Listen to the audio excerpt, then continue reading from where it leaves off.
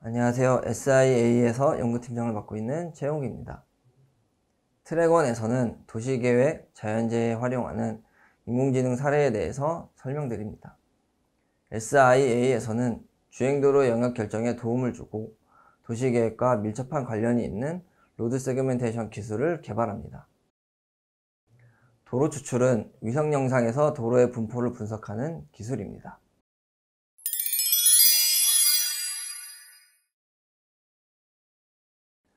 도시계획에서 신규 도로가 생성되거나 도로가 변경이 되는 경우에 자동으로 빠르게 분석해서 도로망을 관리하는 부서로 정보를 전달합니다. 특히 접근이 어려운 해외의 경우 도로망 분석을 통해서 도시 성장과 경제지표 추정이 가능합니다. 이러한 다른 나라 데이터는 여러 이유로 제공을 해주지 않는 경우가 많아서 해당 국가의 새로운 사업을 진행할 때 매우 유용하게 사용 가능합니다.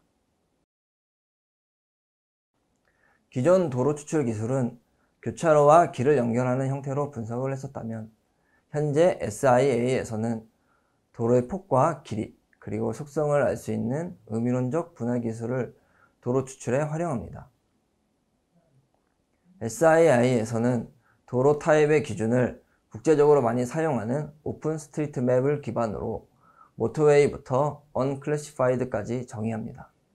보시다시피 넓은 지역을 바라보는 위성 영상에서 도로 영역을 잘 검출하는 것을 확인할 수 있습니다. 도시계획에서 중요한 역할을 하며 특히 현장 접근이 어려운 해외 신규 사업의 가능성 여부 조사를 수행할 때 주변 인프라 정보 파악에 유용한 건물 탐지 기술을 소개합니다. 건물 탐지는 위성 영상에서 건물을 탐지하는 기술입니다. 위성 영상은 위경도와 RGB 등의 정보를 지니고 있으며 영상에서 한 픽셀이 실제 지상에서 물리적으로 몇 cm인지를 나타내는 정보를 지니고 있습니다. 따라서 탐지한 건물의 크기와 위치를 알 수 있습니다. 다양한 시간에 대해서 건물 탐지 결과를 분석하면 건물이 붕괴된 시점과 위치를 알 수 있고 해당 건물의 피해 정도를 파악할 수 있습니다. 그러면 넓은 영역에서 붕괴가 큰 건물에 대해 우선적으로 긴급 구조가 필요하다고 알릴 수 있습니다. 건물 검출은 건물의 모양과 속성을 추출하는 기술입니다.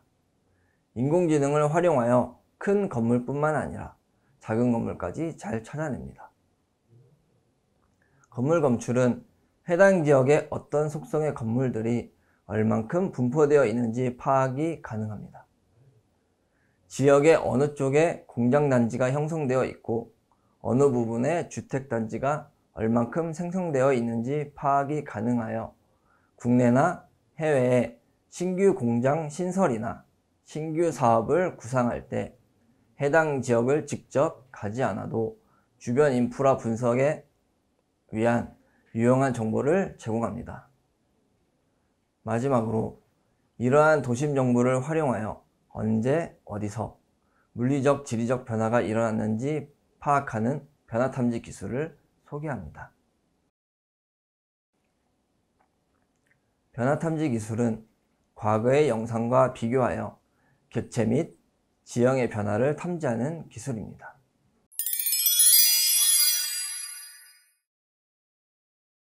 폭발 사고나 산불 피해의 경우에는 사람이 투입 가능한 곳도 있지만 사람의 접근이 불가능한 경우도 있습니다.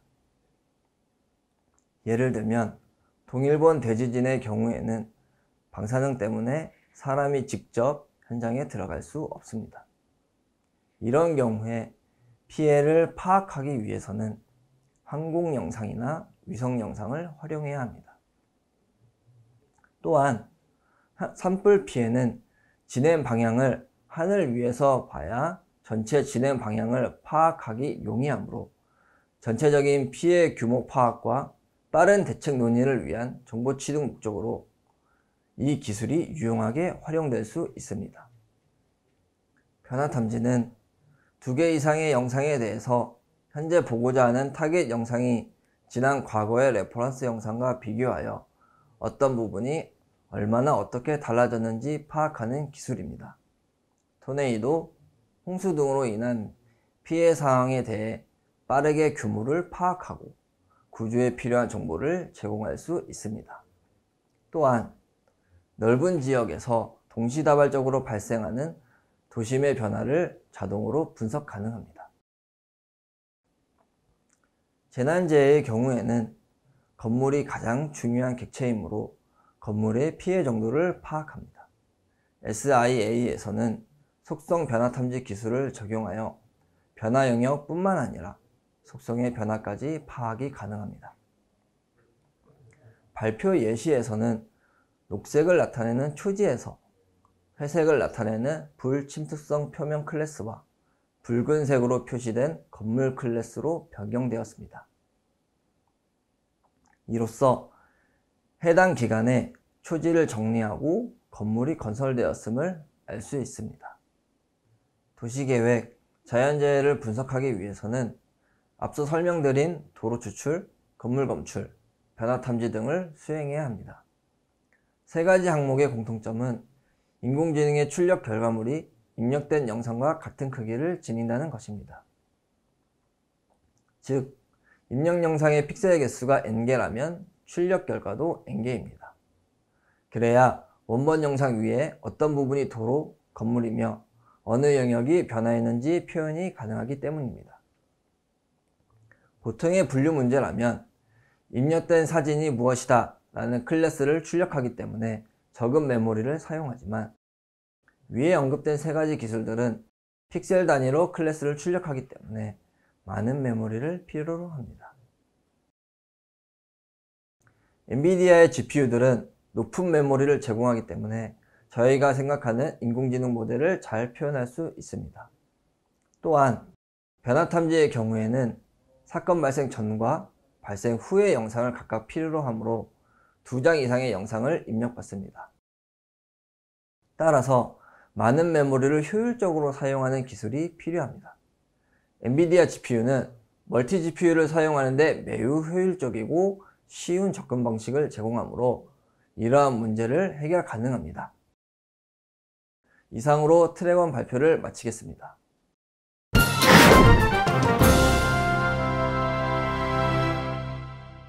안녕하세요. 기초 DLI 소개 발표를 맡은 SIA 마케팅 매니저 황유빈입니다. 엔비디아 DLI는 개발자, 데이터 과학자 및 연구원에게 인공지능 및 가속화된 컴퓨팅을 사용하여 다양한 영역의 실제 문제를 해결하는 방법을 교육합니다. 딥러닝 과정에서는 최신 도구, 프레임워크 및 기술을 사용하여 신경 네트워크를 학습하고 최적화 및 배포하는 방법을 학습할 수 있습니다. 가속 컴퓨팅 강좌에서는 광범위한 응용 프로그램 영역에서 GPU 가속 컴퓨팅 응용 프로그램을 평가, 병렬화, 최적화 및 배포하는 방법을 배우게 됩니다. 첫 번째 트랙인 도시계획 및 자연재해에 활용 가능한 기술들을 배우기 위해서는 DLI에서 지원하는 Application of AI for Anomaly Detection 부분에서 관련 기술을 배우고 많은 자원을 필요로 하는 분야이므로 Fundamentals of Deep Learning for Multi-GPUs 교육 프로그램을 활용하시면 많은 도움이 되실 것으로 생각됩니다. 저희 SIA는 엔비디아 DLI 공인교육센터로 CUDA, 컴퓨터 비전, 데이터 타입스 등 엔비디아의 핸즈온 딥러닝 실습 교육 과정을 제공합니다. SIA에서는 2분의 공인 강사를 보유하고 있으며 DLI 교육 서비스도 제공하고 있으니 많은 관심 부탁드리겠습니다. DLI 교육과 관련한 문의사항은 SIA 사업개발실 영업팀 박윤 매니저에게 연락 주시면 자세히 안내 드리겠습니다. 이상으로 DLI 소개 발표를 마치겠습니다. 감사합니다.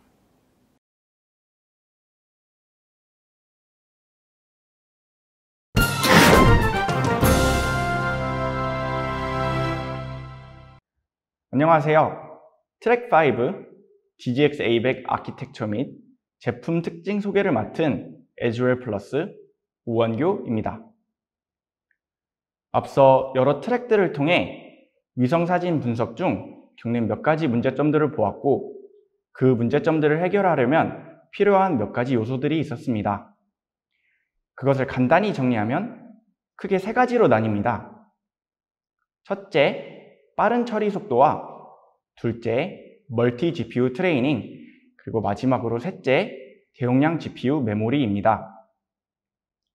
이번 트랙에서는 DGX A100에는 어떠한 특징들이 있고 또 이 특징들이 앞에 언급했던 세 가지 요소들을 어떻게 채워주는지 함께 살펴볼 것입니다. DGX A100은 두 가지 버전이 있습니다. 40GB와 80GB GPU 메모리 버전으로 나뉘게 됩니다. 두 버전 모두 총 8개의 GPU를 탑재하여 각각 총 320GB와 640GB GPU 메모리를 갖습니다. 그 이외의 특징들로는 최대 10개의 200Gbps 멜라녹스 인피니밴드 카드와 듀얼 64코어 AMD 롬 7742 CPU, 그리고 마지막으로 6개의 MV 스위치가 탑재되어 있다는 점입니다. 다음으로 살펴볼 것은 시스템 아키텍처입니다. 다음 사진은 DGX A100의 전반적인 구성도입니다. CPU는 AMD 롬 7742 64코어 프로세서가 듀얼로 탑재되어 총 128코어를 갖습니다. 이어서 GPU 서버의 필수인 그래픽카드는 A100 GPU 카드가 총 8개 탑재되어 있습니다. 그리고 6개의 MV 스위치가 있고 이는 GPU와 GPU 간의 통신의 아주 핵심적인 요소입니다. 앞선 트랙에서 멀티 GPU 트레이닝의 필요성을 언급하셨었는데 이의 핵심적인 요소가 바로 MV 링크입니다. 멀티 GPU 트레이닝을 하기 위해서는 GPU와 GPU가 빠르게 정보를 주고받고 통신을 해야 합니다. 이를 위해 GPU와 GPU 간의 직접 통신 수단으로 MV 링크가 소개되었습니다. GPU와 GPU를 MV 링크로 직접 연결해 주어야 했습니다. 이 방법에서 가장 효율적인 방법이 빨간 박스 안에 보이는 큐브, 메쉬, 하이브리드 방법입니다. 한 개의 GPU에 연결할 수 있는 MV 링크의 개수는 6개로 한정되어 있었고 이 때문에 GPU가 모든 GPU와 MV 링크로 직접 연결되지 못해서 바틀렉이 생기는 문제가 있었습니다. 하지만 DGX A100은 이 문제를 MV 스위치 도입으로 해결하였습니다. 모든 GPU가 MV 스위치를 통해 서로에게 각각 12개의 MV 링크로 연결이 되어 있습니다. 이는 MV 링크가 3세대로 개선되면서 각 GPU에 연결 가능한 MV 링크 개수가 12개로 증가되면서 가능해진 일입니다. 더하여 각 MV 스위치는 총 집계 대역폭 9.6TB/s로 최대 16개의 GPU가 같은 MV 스위치에 연결되어 있는 어떠한 GPU와도 600GB/s의 속도로 통신이 가능하게 되어 있습니다. 다음은 상단에 명시된 명령어를 통해 각 DGX1 그리고 DGX A100의 MV 링크 연결 상태를 확인한 것입니다. DGX1의 경우 0번 GPU가 1번, 2번 GPU와 각각 한 개의 MV 링크로 연결되어 있고 3번, 4번 GPU와는 각각 2개의 MV 링크로 연결되어 있습니다. 하지만 5번, 6번, 7번 GPU와는 PCI 호스트 브릿지로 연결되어 있는 것을 확인하실 수 있습니다. 반면 DGX A100의 경우 0번 GPU가 나머지 모든 GPU와 즉 1번부터 7번까지 모두 12개의 MV 링크로 연결되어 있는 것을 확인하실 수 있습니다. 다음은 GPU 간 통신 속도를 테스트한 결과치입니다. MV 링크 한 개당 최대 통신 속도는 50GB/s입니다. 왼쪽 박스를 살펴보시면 이전 장에서 설명드렸던 MV 링크 개수와 통신 속도가 거의 일치하는 것을 보실 수 있습니다. 0번 GPU와 1번, 2번 GPU와는 48GB/s의 속도로 그리고 3번, 4번 GPU와는 96.5GB/s의 속도로 그리고 PCI 호스트 브릿지를 이용하는 5번, 6번, 7번의 경우 현저히 떨어지는 18GB/s 속도로 통신을 하게 됩니다. 반면 DGX-A100의 경우 오른쪽 박스를 보시면 0번 GPU가 다른 1번부터 7번까지의 모든 GPU와 약 520GB/s 속도로 통신하는 것을 확인하실 수 있습니다. 다음 살펴볼 것은 매트릭스 연산을 해주는 텐서코어입니다. 텐서코어와 쿠다코어는 직접적인 매트릭스 연산을 해주므로 처리 속도와 아주 밀접한 관계에 있습니다. 먼저 텐서코어의 개수를 살펴보시면 A100에 있는 텐서코어의 개수가 V100에 있는 텐서코어의 개수보다 줄어든 것을 확인하실 수 있습니다. 개수는 줄어들었지만 V100의 8개의 텐서코어보다 A100의 4개의 텐서코어가 2배나 더 빠른 연산 속도를 가지고 있습니다. 그래서 GPU당 텐서코어가 A100이 V100보다 적어졌음에도 불구하고 연산 속도는 대략 2.5배 정도 더 빨라졌습니다. 다음은 텐서코어가 연산 가능한 정밀도입니다. 이전 세대에서는 FP16만 연산 가능했던 텐서코어가 A100에선 FP64, TF32, BF16 등 여러 가지 정밀도의 연산이 가능해지면서 활용성이 많이 넓어졌습니다. 이 중에서도 가장 눈여겨볼 것은 바로 TF32의 정밀도입니다. TF32는 FP32와 같은 범위의 수를 표현할 수 있고 정밀도는 FP16의 정밀도를 가지고 있어서 넓은 범위의 수를 빠르게 연산 가능하다는 장점을 가지고 있습니다. A100에서 TF32의 연산 속도와 V100에서 FP32의 연산 속도를 비교해보면 10배에서 20배까지 차이가 납니다. 이러한 A100의 텐서코어는 처리 속도에 큰 영향을 줍니다. 마지막으로 살펴볼 것은 바로 GPU 메모리입니다. 위성 사진들은 픽셀량이 많아서 샘플들의 크기가 매우 큽니다. 이 때문에 대용량의 GPU 메모리를 필요로 하셨고 A100은 이에 필요한 대용량 메모리를 가지고 있습니다. 이전 세대의 32GB, 16GB에 비해 A100은 40GB와 80GB 두 모델이 있습니다. 단순히 용량만 커진 것이 아니라 용량이 커진 만큼 효율적으로 사용 가능하게 개선되었습니다. 우선 메모리 데이터 레이트가 V100보다 향상되었고 80GB 모델에서는 거의 2배 가까이 빨라졌습니다. 그러므로 밴드위스도 V100보다 40GB 모델에선 1.5배 정도, 그리고 80GB 모델에서는 약 2배 정도 늘어났습니다. 그리고 A100에서는 L2 캐시의 역할이 중요해지면서 용량이 V100보다 약 6.7배 정도 늘어났습니다. 다음으로 데이터 이동 효율이 향상되었습니다. V100에선 D램에 있는 정보를 GPU가 사용하기 위해서 여러 절차를 밟으면서 5번의 리드, 1번의 라이트, 4번의 로드 쉐어를 거치던 과정이 A100에서는 L2 캐시에서 바로 쉐어드 메모리로 직접 옮겨지는 게 가능해지면서 2번의 리드와 2번의 로드 쉐어로 줄어들었습니다. 그래서 늘어난 L2 캐시의 크기는 중요한 부분입니다. 그리고 어싱크 카피가 도입되면서 필요한 자료들을 독립적으로 옮기는 것이 가능해져서 효율이 더욱 좋아졌습니다.